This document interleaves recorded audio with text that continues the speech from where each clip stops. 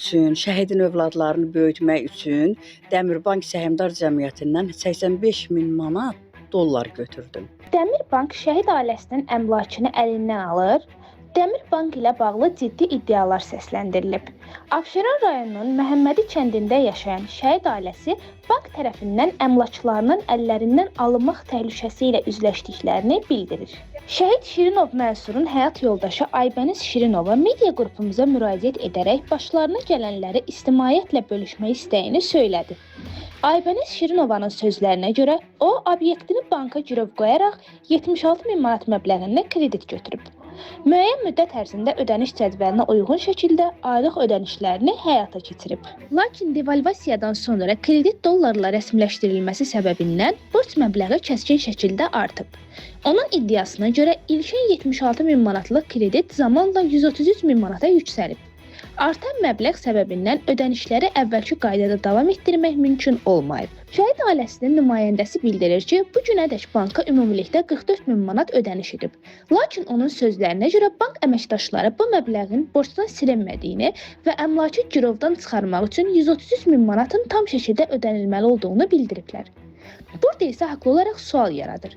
Ödənilmiş 44 min manat hansı əsasla borc məbləğindən çıxılmayıb? Bankla razılaşma mümkün olmayıb. Aybəniz Şirinova qeyd edir ki, bank nümayəndələri ilə görüşərək şəhid ailəsi olduğunu, azyaşlı övlad böyütdüyünü və ödənişlərə əvvəlki qrafik üzrə davam etdirmək istədiyini bildirib.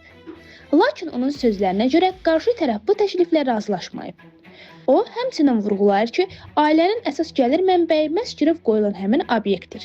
Şəhidin həyat yoldaşı ölkə başçısı İlham Əliyevə müraciət edərək məsələyə müdaxilə olunmasını xahiş edir.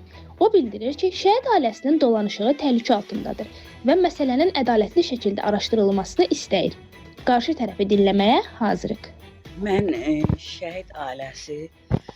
şəhid ailəsi baş leytenant şəhid Mənsur Şirinovun həyat yoldaşıyam. Mən prezidentimizin göstərişi ilə mənə bir sot torpaq sahəsi ayrıldı və mən öz əməyimlə, əziyyətimlə orada bu obyekti tikdiyim ərsəyə gətirdim və daha da genişləndirmək üçün, şəhidin övladlarını böyütmək üçün Dəmirbank Səhmdar Cəmiyyətindən 85 min manat dollar götürdüm. Və vaxtında bizə mağazin tikmək üçün, bəli. Mənim elə bil ki, bizə ayırdığı nə qədər ki ayırmışdılar ödəniş aylıq. Vaxtında hər ay ödəmişəm. Və elə oldu ki, dollar kursu qalxandan sonra biz çətinlik çəkdik, ödəniş elə bilmədik. Və bizim bu mağazada, yəni bildirim ki, girovdaydı da, yəni vaxtında mən onu ödəyirdim deyə çətinliyim yox idi. Birinci dəfə deyildi də, yəni mən bu bankdan pulu götürmüşəm. Yəni 2 dəfə, 3 dəfə olub, vaxtından da əvvəl ödəmişəm.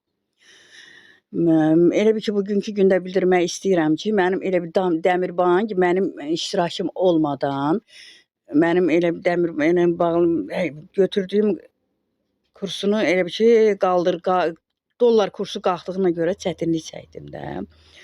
Yəni mən bunları Dəmirbanka bildirəndə mənim bir tək qadın olduğumu, nə şəhid ailəsi olduğumu nəzərə almadan, mənim iştirakım olmadan, mənim heç bir yerdə iştirakım olmadan, məhkəmədə də, mağazanın hərraca qoyulmağında da mənim imzam olmayıb, hamısında məndən xəbərsiz özləri qol çəkib, öz bildikləri kimi öz başınalıq eləyiblər. Dəmirbank mən soruşdum, dedi, hərraca qoymuşuq, bildirmişik. Sizə bildiriblər? Mənə deməyiblər, heç mənim imzam da olmayıb, iştirakım da olmayıb. Yəni, hər bir yerdə, hər bir məhkəmə zalında video çəkiliş kamera var. Yoxlaya da bilərsiniz, yəni bunu mənim düz deməməyimi, yəni onu bilə bilərsiniz də, yəni. Mənim bu necə deyim, bu ticarət obyektini girov qoyduqdan sonra, yəni mənim bunlar Dəmirbank öz başınalıq eləyir də, qoy belə deyim. Mənim nə bir şəhid ailəsi kimi, ya tək bir qadın olduğumu heç nəzərə almırlar. Və mən bu gün 44 günlük müharibədə mən elə bil ki, burada 30 illik torpağımızı işğaldan azad edən dəmir yumru möhtərəm prezidentim İlham Əliyevə güvənərək Yəni bu gün mən İlham Əliyevə mən dünyada misli olmayan, yəni güclü, millətini sevən, şəhid ailəsinə, qazilərə qayğı göstərən prezidentimə səslənirəm, ona güvənirəm. Yəni mənim bu düzdür, o güc, o qüvvət məndə var ki, mən bu günə qədər necə deyim, o şəhidin övladını tək tərbiyə ilə, əxlaqımla, namusumla böyütdüm. Onun işığını yandırdım, o şəhidin işığını həmişə daimi gür yandırdım. Bunu məni tanıyanlar da çox gözəl bilir. Amma nə olsun, buna baxmayaraq mənim üstümə elə gəlirlər ki, mən nifrət eləyirəm ki, yəni mənim millətimdə belə açıq deyim insanlar var. Siz kimsə o haqqında Dəmirbankın özünə gedib müraciət eləmişsiniz? Dəfələrlə getmişəm. Nə Elə deyirsiniz? necə elə oturublar ki, hətta mən elə düşünmüşəm ki, bəlkə mənim yoldaşım heç Azərbaycan şəhid deyil, ya da bunun erməni qardaşlarına güllə atıb. Yəqin ki, bunlar kimdisə, erməni ilə qohumluğu var. Mənim danışdığım bunlara sərt reaksiya verirlər. Mən sizin qarşınızda birinci Azərbaycan xanımıyam, ikinci şəhid xanımıyam.